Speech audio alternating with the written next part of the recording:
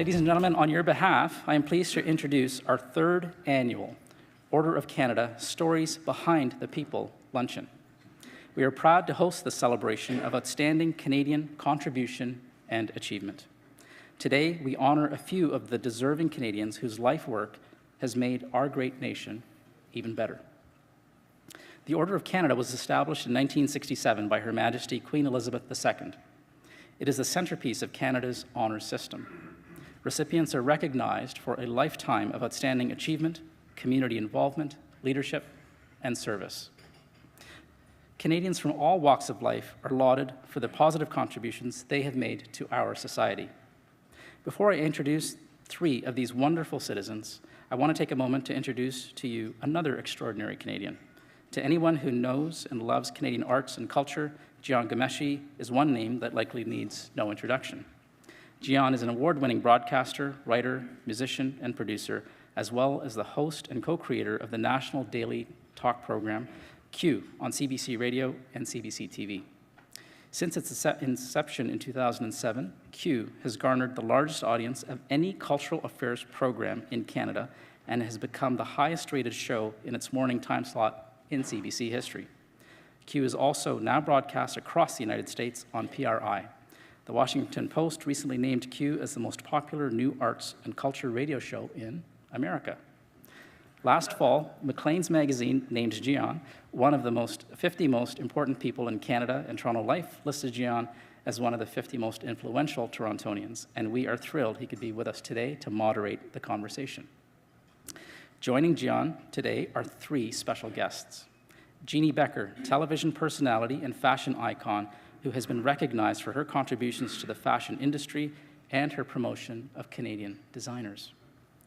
Marnie McBean, Olympic rowing champion and author, she is only one of two Canadians to win 3 Summer Olympic gold medals. And Margaret McCain, the former Lieutenant Governor of New Brunswick, who has been celebrated for her transformational philanthropic work with Canadian organizations and for her commitment to early childhood development. Before I relinquish the podium, I would like to encourage our live audience to take this opportunity to join the conversation by filling in the Q&A cards at each of your tables. One of our volunteers will be by to collect them. And now, ladies and gentlemen, please welcome Jian Ghomeshi and our Order of Canada recipients to the Canadian Club of Toronto's podium, Canada's podium of record.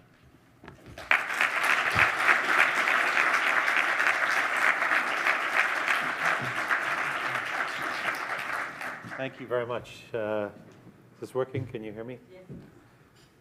Well, you can hear me because you're right there. Everybody else hear me? Thank you. I am not all four of us. I'm just me. I'm going to introduce the three distinguished guests that we have here today. I'm Jian Ghomeshi. I didn't actually wear my Order of Canada pin today because I don't have one. But it is a great exercise in humility to get to sit with people who do have this kind of recognition that they so richly deserve. I'm honored to be here as part of I sit on the board with the Canadian Club. I don't, because of my crazy schedule with the show and everything, often get to come to the events, and I'm honored to be able to attend one and also try and do some moderation at it and ask some questions as well. I am nervous about, I know that there's an event tomorrow. In case anybody thought this was the Tim Hudak event, I'm not him. I know we look very similar. Actually, I did my best to clean up today. I'm Iranian, so I shaved 2 hours ago, and this is what happens. Good, the racial humor, you like that. Still like that, excellent. It's also not, if you're down the hall, there's another thing happening over there. That's the Ontario Brain Institute. And I wanted to make sure nobody had wandered into the wrong room as well, because I'm not sure I would qualify to be leading a discussion around the intricacies of the brain. Well, I was thinking of ways to, one of the things that the Canadian Club wanted to do with this forum today is bring together 3 people who have some commonality, I mean, recognition with the Order of Canada, et cetera, but who really aren't identical humans. I mean, they come from vastly different experiences, and their success comes in very different ways. So one of the things that they are, however, and I was thinking about how we're going to tie this together and what kind of questions I want to ask. One of the things they are really powerful, independent, strong women. And one of the great, powerful, strong, independent women of the world died a couple of days ago, Maya Angelou. And she really, I mean, for most of the people in this room, at least at this point, have now discovered her or heard great quotes over the last 24 hours on Twitter or whatever. But if you haven't had the chance to actually delve into who she was and her life and her story, it is so remarkable. It is such an inspiration, given where she came from and the adversity that she faced, what she became. And her words are an inspiration and an education. She's one of those people that, having had the chance to talk to her, everything that came out of her mouth, you know, it was like a sage, like Yoda. You know, you just want to sit there. Leonard Cohen's like this. You just want to ask about anything because they're going to tell you that there's such wisdom spun into those words. And so I had the chance to interview her in 2011 about her career as a broad interview. We played a bunch of that today on the show, and I was reminded of her wisdom in terms of both all that she had accomplished, but also what the definition of success was to her. And it's not necessarily what you would expect. Success isn't always defined by awards and money. And the other thing I thought going into today's conversation was that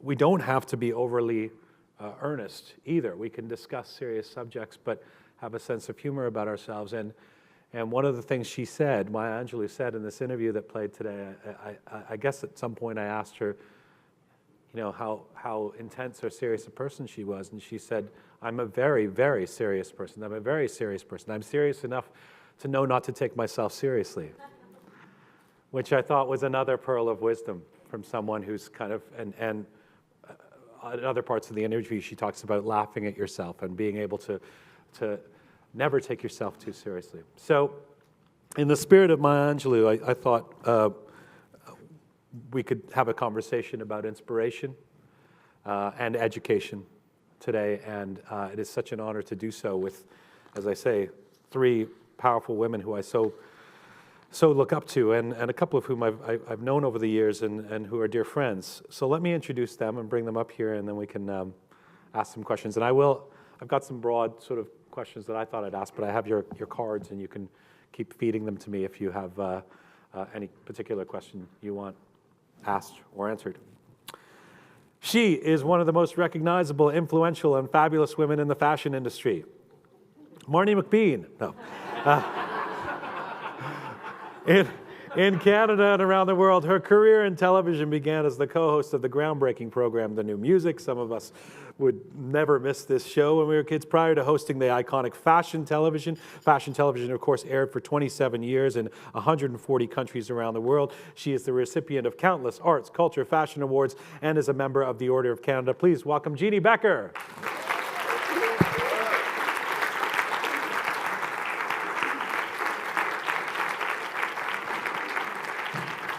Thank you. We'll make sure to hit the microphone because he's. Throughout her career, she has been active in organizations that promote education, music, and the arts at the provincial and national levels. She served as the Chancellor of the University of Mount Allison for 8 years prior to being appointed as Lieutenant Governor of the province of New Brunswick, the first female to hold this position. She served as a board member of the National Ballet School, currently serves on the board of the Canadian Women's Foundation. She's currently chair of the Margaret and Wallace McCain Family Foundation and champions effective early childhood programs across Canada. What an incredible trajectory she has. Please welcome the Honourable Margaret McCain.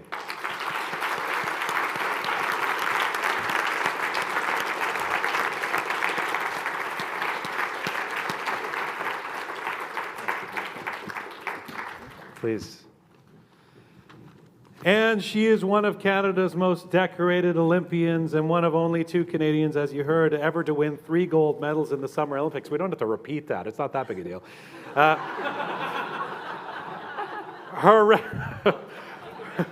I mean, you know, not bad. It's all right.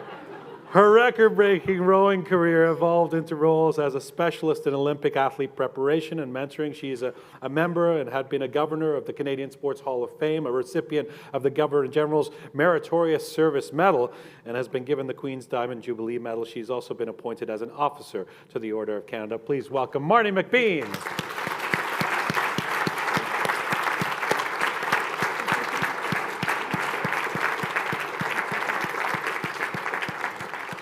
Yay.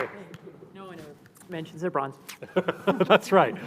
The bronze. How could you have dared get a bronze medal? Settle for that. Own the podium, McBean. All right. Well, where to start with you three? And I thought one of the places that we could start is one unifying factor is you all have been recognized as successful, great, inspirational Canadians. Order of Canada. Feel good? Well, it's true. And this is the Canadian Club. So I thought we would start by a simple but maybe not so simple question, which is, what does being Canadian, what does Canada and this kind of recognition mean to you? I'm going to start with Jeannie. And I know we have to keep it short, which I'm not often That's your time there. great at doing. Boy, well, I'm a child of immigrants. My parents are Holocaust survivors. I was born just 4 years after they immigrated here, and grew up with stories of horrendous events in their lives that I think really obviously ended up shaping me, but more than anything, they always brought me up with such an appreciation for this incredible country that we've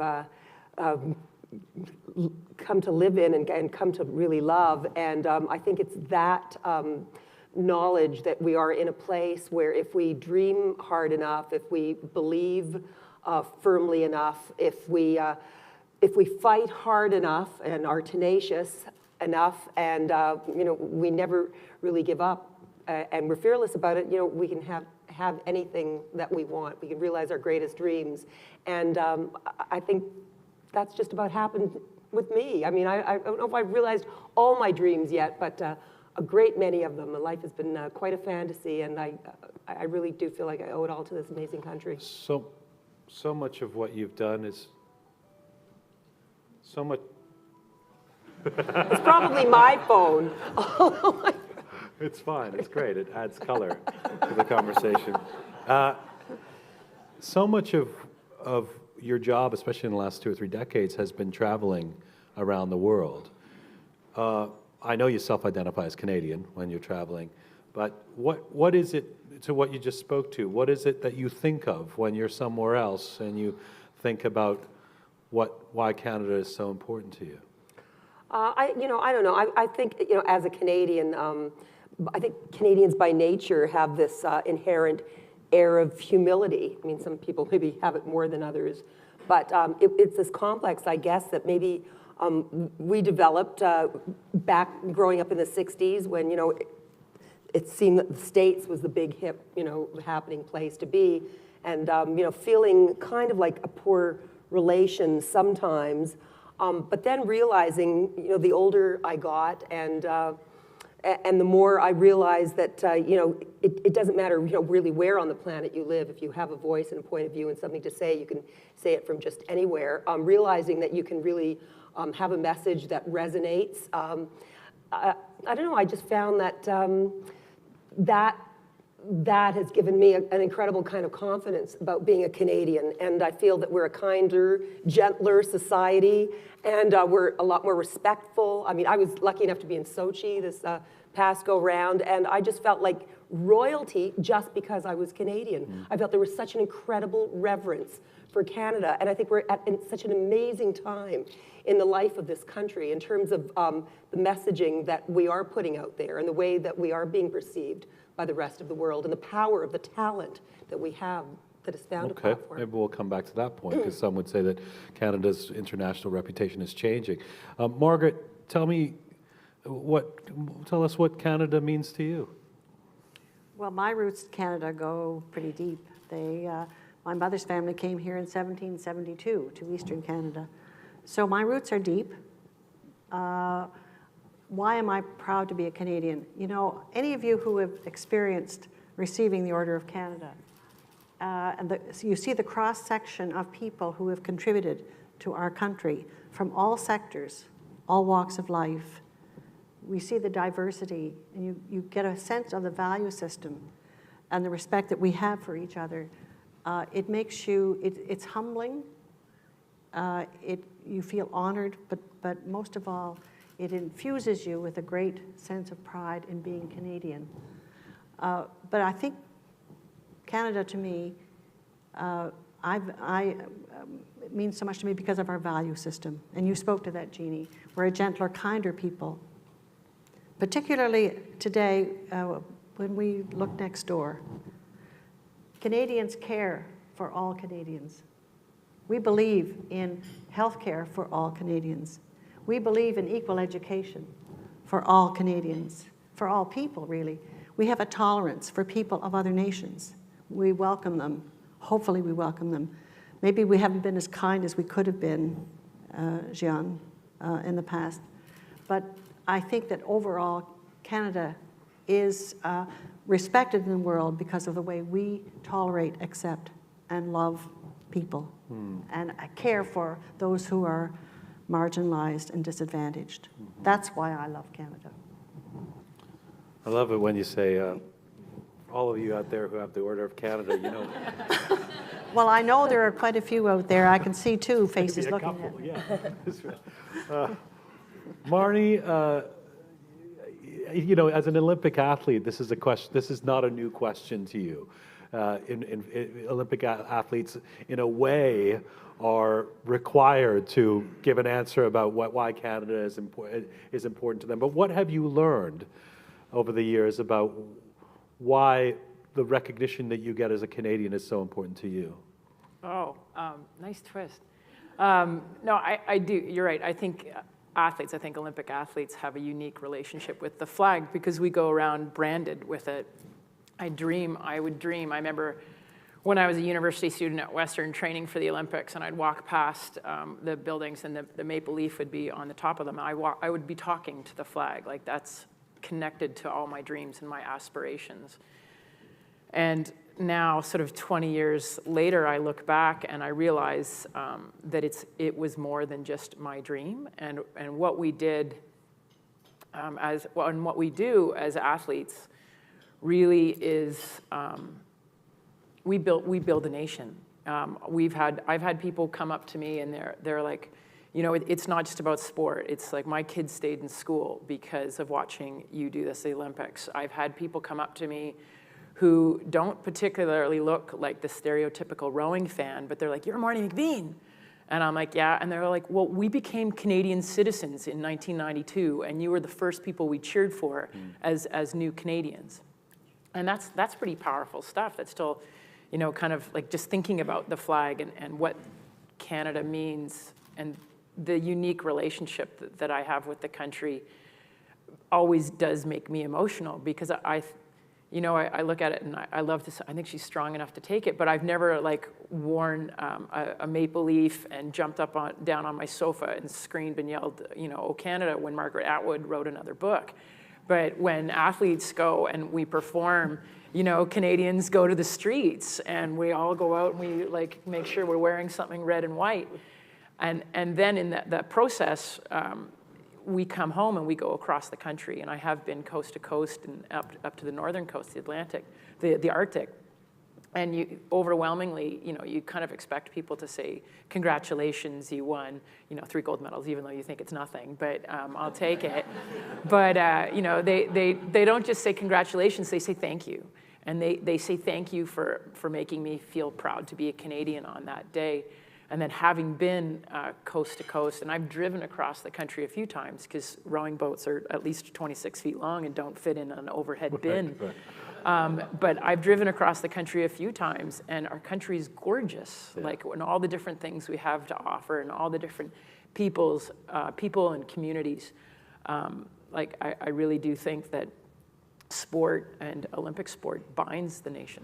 Let me ask you, all three of you, to suspend your modesty for this question, and really, because I'm sure you've all done some self-examination in terms of what was it in you that has led you to the point where the success that you've had and the recognition that you so deserve. So I'll start with you, Marnie.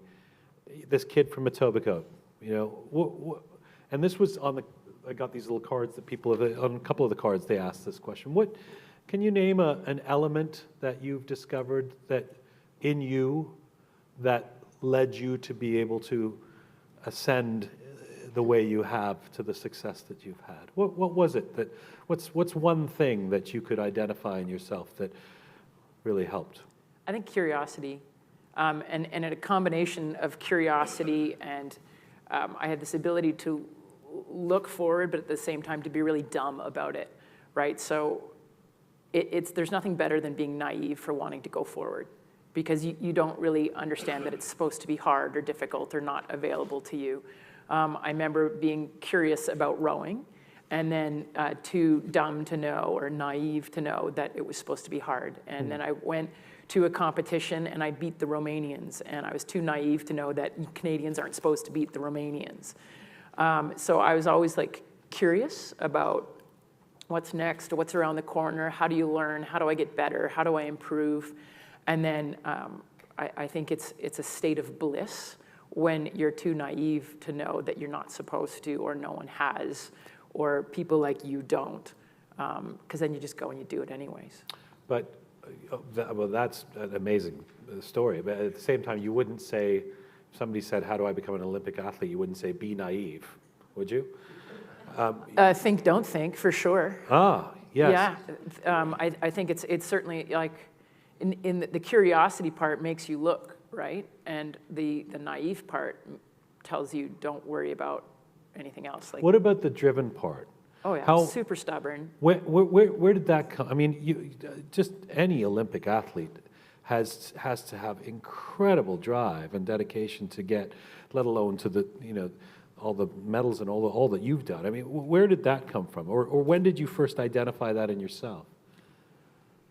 Oh, well, I think that's always been there in a sense that I just took it for granted. I remember when I was 8 years old, I had a paper route. I used to deliver the Star. I think it was in the afternoon, whatever. But I used to deliver the paper route, and there'd be, you know, people, usually it'd be a businessman walking home from work, and I would want to walk faster than him down the street, right? So it was always just these little things that I'm going to beat that guy down there, you know, and I've got like 40 pounds of papers, and I'm like walking down the street, or I've got them all on my skateboard, and I'm pushing them down the street trying to catch up to this dude who's walking really quickly with his briefcase. And I think that type of drive, I just always took as Do you think that that's part. something that can be taught? No, I think for what I look for when we're going to bring someone into rowing or to sport, I don't think you can teach toughness. I think you find me someone who's like smart and wants to learn and who's tough, we can teach them to do almost anything. But for drive, I think there's lots of people out there who are training around me who I think were more driven than I was. But there's, you know, part of it is that whatever it is, if it's my DNA or whatever, I had water feel. I had a feel for water the way, you know, Jeannie had an eye for fashion, or for Margaret's got a sense for talking to people and building consensus. I have water feel. And so I think everyone's excellent at something. I just found the right thing to be stubborn and driven at. Margaret, your Order of Canada citation is for your transformational philanthropic contributions to organizations across Canada. Same question to you. What is it in yourself that has led you to succeed so in that field, and also where did that drive come from?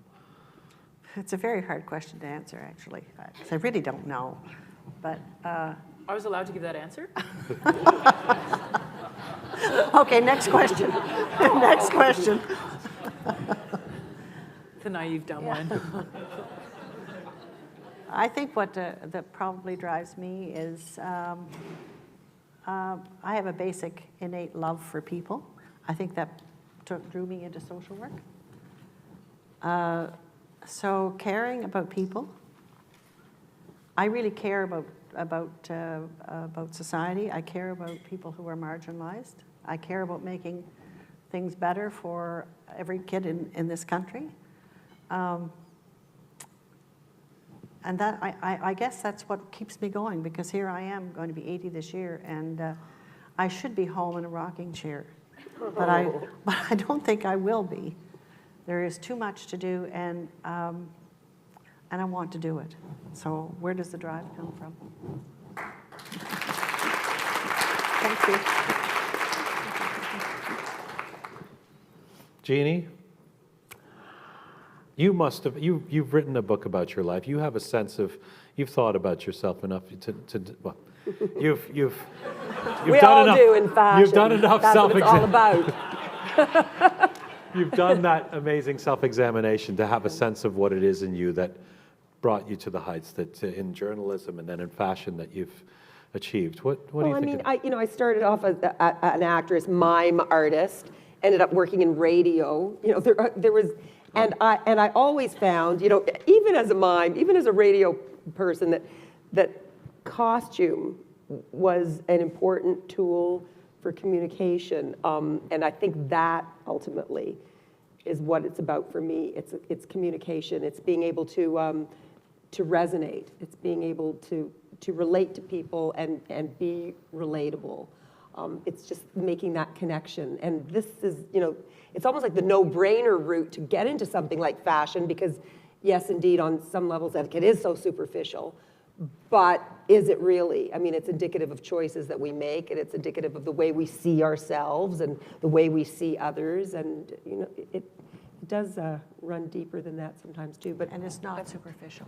Oh, thank you for saying that. Well, it got me the Order of Canada, so for some reason, I guess maybe finally, but for a long time. It's about making people feel good about themselves. Exactly. It has incredible transformational powers, and but what gave me that drive to do that? For me, I mean, really essentially, and going back to like when I was a kid, I felt this kind of responsibility that because my parents' youth was kind of nipped in the bud.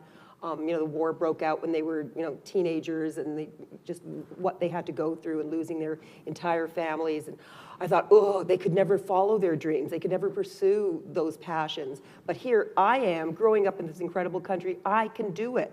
So it wasn't just about having a good life or a great life. I mean, I knew I wanted to have a fantastic life, as glamorous and as wonderful and as thrilling as it could be. Let me turn the question around maybe, and maybe this will make it an easier way to answer it. I mean, you've all had experience being around people who are successful.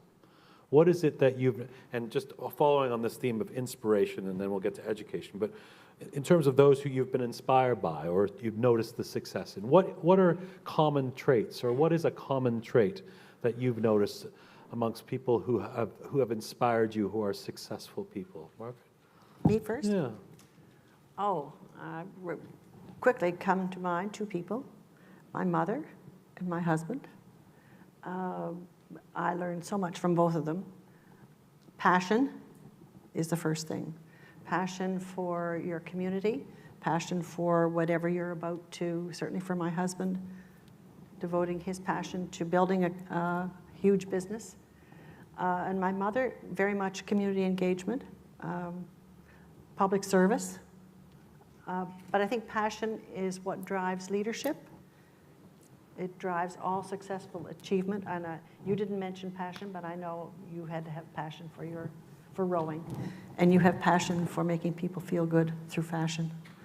So passion is the underlying driver in any form of leadership, any form of achievement, whether it's business, politics, social service, public service. So my mother and my husband. Now, because I know you're intimately involved in and interested in early childhood education. Something like passion. How do you inspire someone to have passion? How do you teach passion? I think it's a pretty hard thing to teach. I think you have to experience it, probably. And how did I experience it? I'm in early child development because I got involved as a social worker in family violence. And I saw the devastation to families, to children. Now we know that it actually gets under their skin and affects the architecture of their brain. So that led me into, from downstream to upstream in this field.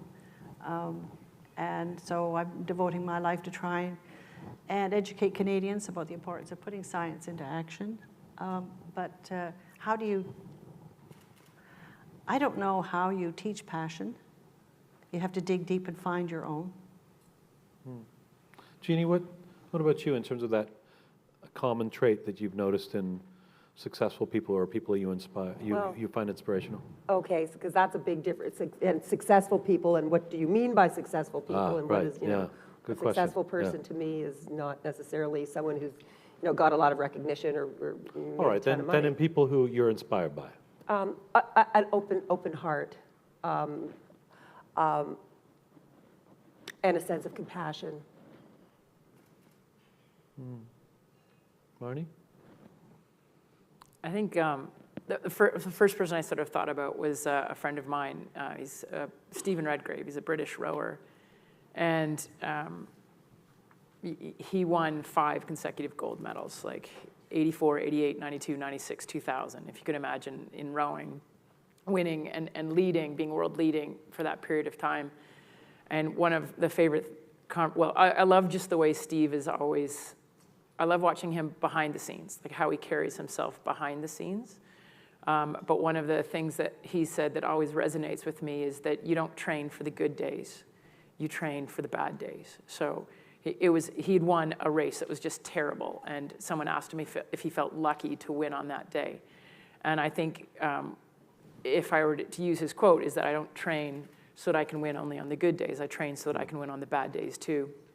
And now, like I would say that's what I watch from everybody in every industry, like to watch someone be successful when there's low-hanging fruit, that's not inspiring, and I don't find that as anything that I can learn from. But when you watch someone who really perseveres and pushes through and finds what they measure as success in difficult times, I think that's where I get inspiration. In terms of wanting to achieve something, how important is it to visualize your goals? To really have a clear stated goal, either in life or in a career? Or I think you've got to have a direction. You're a bit rudderless if you don't. You have to have a direction, have a plan, but then I think you have to let go of it. Like have a plan, but don't expect anything to go according to plan. And one of the things that when I'm working with the athletes, like we believe in perfection. We believe every day we're going out and we're trying to be perfect with our technique, with everything from the way we look, the way a baby finger is held on the end of an oar, whatever it's going to be. But the truth of it is perfection's a myth. And so in having this plan and working towards perfection, you have to let go of being perfect, because that's where you lose that open heart. You get too neurotic if you really are thinking that it can only be this one way. Yeah, you can't get married to any outcome, as much as, I think it's important to visualize even sometimes, to really visualize, to see yourself, put yourself in that situation, really dream it and really believe it. But yeah, you can't ever really get married to the outcome, because chances of it winding up exactly like that are pretty slim to none. Margaret, what do you think? I think everybody who has any kind of passion or a vision, you have to have some ultimate goal to focus on. I think that's very, very important. However, getting married to it too tightly, not being able to let go at times when things don't happen exactly the way you expected them to or wanted them to, and being defeated by those disappointments. I think that the disappointments are things you have to see as opportunities for learnings. It's hard to do. You know what? It is hard to do. And it's hard not to feel defeated when you don't meet that goal or people let you down. But that's okay. You just keep on going and see, okay, what could I have done better? My husband taught me that setbacks are opportunities. Taught me that big time. You all seem like overachievers. You seem like people who have worked really hard. And I know that to be true. I know a couple of you, and I know how hard you work. What have you learned about balance, about life-work balance? Arianna Huffington's put out a new book called Thrive, and I had the chance to talk to her about it a couple weeks ago. And so I don't know if you guys are familiar with this book, but she's saying that we need a third metric now. We live in this society obsessed with Western society, obsessed with money and status, and that there's a bunch of people who are workaholics trying to achieve that, and that when you combine that with this connected society where we all have these gadgets, and we take work home with us, and we wake up and we look at our emails, and that there's no balance at all unless we create that space. And she says it's only in creating that space that we'll actually be even more effective in terms of what we want to do. It's an interesting argument coming from someone who works as hard as Arianna Huffington does, but contradictions aside, what have you thought in terms of, I know you've subjugated your life to your career in a lot of ways, Jeannie. I've just come back from the longest vacation of my life, and I'm 62 years old, and I went on a 10-day vacation. It's like the longest time I ever took off, and it was fabulous. And the book that I was reading all along the way was Thrive by Arianna Huffington. So I'm a work in progress, and I am really transforming myself and my life, as I sit here and as I listen to all this, wonderful inspiration. But I do say this, people, and my mother always said to me, bless her, she's so great, she's 93, she's always heard, why do you have to work so hard? I went, don't worry about me working so hard. When I stop working, that's when you have to worry about me. When you love your work, when you relish it, when it's as multifaceted as I've made it, because I really have concocted my own kind of job, whatever my job is, I'm not even sure, but when you really, really love what you do, it never feels like work. It really never feels like work. So, I don't know. Yes, are there times that we have to really step back from it because we're almost addicted to it because we love it so much and we become gluttons for it and we want more and more and more. So yeah, there are times when I have to force myself to, turn to something, maybe a little more soothing that doesn't get me as riled up. But has there been a time in your life when you've regretted where something was sacrificed because of how heavy your career has been? Well, I thought, stupidly, at the time, and for quite a long time, that my passion and my overzealousness for my work and cost me perhaps my marriage, because my husband one day told me after 18 years together that he just didn't want to be married to me anymore, and I thought I really didn't see it coming, hit by a Mack truck, whatever, but I really felt that it was, it's because I cared too much about fashion, because I loved my work too much, because I poured myself in it too much, and I blamed that, and I thought if I looked at another fashion magazine again, I'd throw up. Like I started to kind of hate it. But as the months and years went by, I realized, no, it wasn't that. It's who I am. It's who you are. I don't think there's anything, no need to feel, oh yeah, I work too hard. Oh yeah, I'm too, into my job. Like, I don't know, workaholic, that's a funny kind of word. They used to use it a lot in the old days. I don't hear people use it that much anymore, and I would hope that they never use it. I mean, if you're a workaholic and you love what you do, and it's not bad for you and it's not killing you, I mean, I don't think I've suffered for it in any way. I think it's it's built me up. It's made me thrive, truly. Marnie, balance? I'm loving that answer. Well, I think, as athletes, our metrics, our work is measured, right? So I know if I'm not resting enough, my work output, it's obvious. I'm going slower. I can't lift as much. So I was taught sort of in my sporting career the value of resting, the value of eating properly, and all these things that does contribute to balance.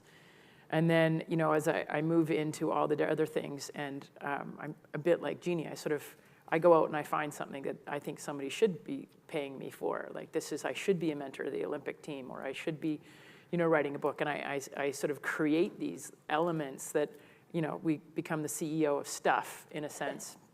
And so then you're juggling all these different things. But I am very aware of making sure that, and reading my own body for that concept of balance, and knowing that rest. And even at the table with Oksana, we're saying how, I did when I finished from rowing, I got into this crazy sport of eco challenge. It's this crazy, you go for 500 kilometers, you go by foot, mountain bike, canoe, kayak, and in 5 days, 500 kilometers, you might sleep for a total of 6 to 8 hours. I'm sure you do this stuff all the time, right? In the woods, I can't imagine it. But one of the things you realize is, let's say you walk at 6 kilometers an hour, and you start getting exhausted. You know that suddenly you're down to 2 kilometers an hour. So in 4 hours, you will walk only 4 kilometers. I know if I sleep for an hour, in those 2 hours, I will then walk 6 kilometers, right? So I've been taught the metrics of balance. And so in being ambitious and in being driven and having passion, I know how to make sure I'm putting nutrition in and putting sleep in for that side of balance. But the other thing for drive, I find it crazy because I get parents come up to me all the time going, my 7-year-old who used to love gymnastics, or my 9-year-old won't go to sport anymore, but they're really talented. They're a really great soccer player, and I know they should be playing in this soccer league, but they won't go. I'm like, you can't stop them in the same way. Like Jeannie's like, don't stop me from working. It's the same with our kids. When there's that passion and that drive, there's nothing that'll stop you doing it. And so it doesn't become, you don't sacrifice anything. You just realize you're choosing things. I chose, until I was 32, I had so little social life that I didn't even figure out I was gay until I was 37. There was like a whole element to that. I was just so happily, passionately involved in what I was doing, and I had perfect balance for what I needed at that point in time. Random announcement. But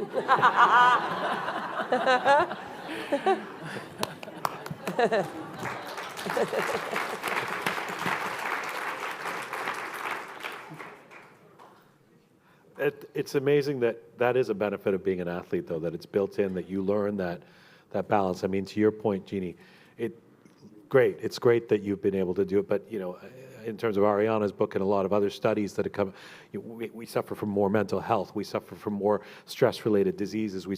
There is a cost to people working their asses off, 24/7, and it can be scary. And I'm trying to figure that out myself. But Margaret, what's your thought on this? Well, work-life balance is something I talk a lot about, not because I have to worry about it today. I don't.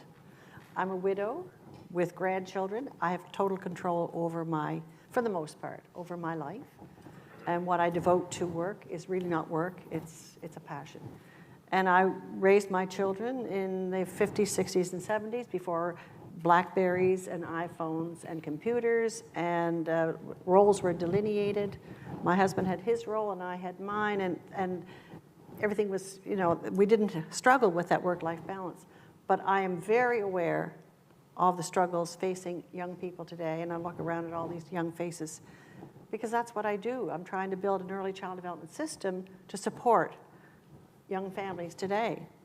70% of children have 2 working parents, another 10% a single working parent, and with the knowledge about, every single one of these high achievers wants to be a good parent, wants to be the best at parenting, and at the same time, with the demands in the workplace, they need to be the best at work. And work is no longer 9 to 5. It comes home with your BlackBerry and stays with you till midnight. young parents are sleep deprived, and then they have to worry about giving their kids the best, getting them to a good school, a good preschool, a good childcare situation, picking them up, trying to get them home, and all the demands of being a good parent on top of being a good worker in the workplace. I'm totally with you on that. I understand it. I was a stay-at-home mom, but I fully appreciate the demands that are placed on families today, and that's a lot of what I devote my time to. I want to get to two very quick questions. I know we're tight for time, so let me, I'll ask you to try and address these. One from the cards that's quite good. First of all, another thing, this was important for me to get to on the education side. Something that you all have in common is giving back to the community. Tell me why that's been important to you, and whether you believe that it's a responsibility once you have the success that you've had to actually do that. Jeannie? Oh, yeah. That's a no-brainer. People ask me to do stuff, and it's like, what an honor to be able to serve your community that way. I mean, to me, it's an absolute honor. I just can't, I can't imagine a life of not giving back. I mean, I'm a firm believer in the fact that you get what you give. So, it's just a symbiotic kind of relationship that I'm just thrilled that I'm able to do, whatever I can do, or what I'm asked to do, or what I can think up doing. But yeah, it's an absolute Margaret? responsibility for everyone. In the giving, you receive far more than you give. I think it sounds like a cliche. It's an absolute fact. And anybody who is in that position and has the privilege of being able to give. Philanthropy is not just about giving money and writing checks. It's also about engagement and giving of yourself. And anytime you give of yourself, people give back far, far more than you ever gave. And so the rewards, it doesn't matter what you do, whether you're coaching a minor hockey team or leading a Boy Scout troop, or working as a volunteer in a mental health agency or anywhere, believe me, the rewards are huge, and they're it's very esteeming. Marnie? Yeah, it's always more fun. I always feel guilty when I'm giving back, because I always tend to feel like I'm getting more from it than anything else. And I've always targeted youth, kids and youth being healthy and active, not necessarily high performance sport, but I think I know how much I got out of sport. And out of sport, even before I found rowing, like just whether I was going to be running around. Like I was a terrible basketball player. I was terrible at, soccer and things like that. I just don't have any agility or hand-eye coordination. I'm really suited for sitting on my ass and going backwards a lot. But I should get into politics, maybe.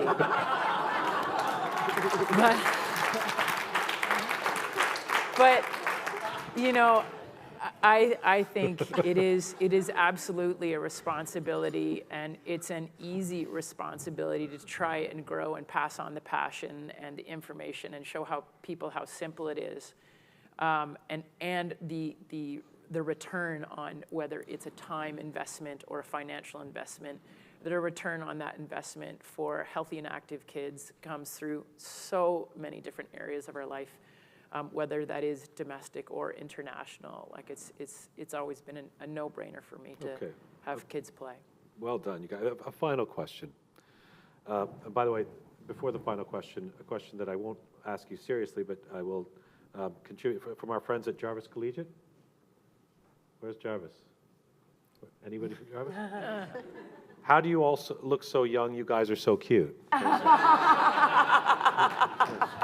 More sophisticated question. And perhaps a slightly more challenging question.